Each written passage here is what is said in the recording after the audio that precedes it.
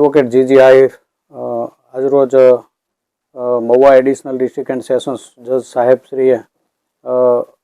આરોપીઓ જે બગદાણા પ્રકરણના જે આરોપીઓ છે એમાંના 7 આરોપીઓ પૈકી રાજુભાઈ દેવેદભાઈ, વીરુભાઈ મધુભાઈ સૈડા, આતુભાઈ ઓગળભાઈ ભમર, ભાવેશભાઈ ભગવાનભાઈ છેલાણા, વિરેન્દ્ર જયરામભાઈ પરમાર, પંકજભાઈ માવજીભાઈ મેર અને સન્ની ઉર્ફે સતીશભાઈ વનાળિયા જે છે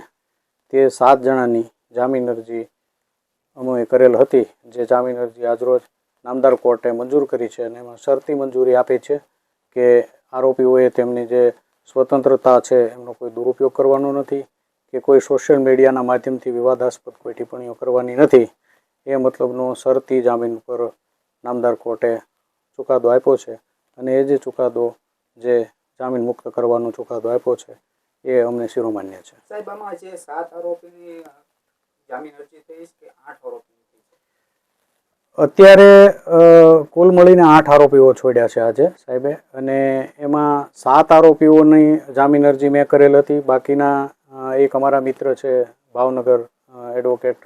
મારા લર્નેડ ફ્રેન્ડ છે જયુ મહેતા સાહેબ, એમણે કરી હતી. અને એ આરોપી પણ જે ઉત્તમ બાંભણિયા છે એમને પણ નામદાર કોર્ટે જામીન મુક્ત કરેલ છે.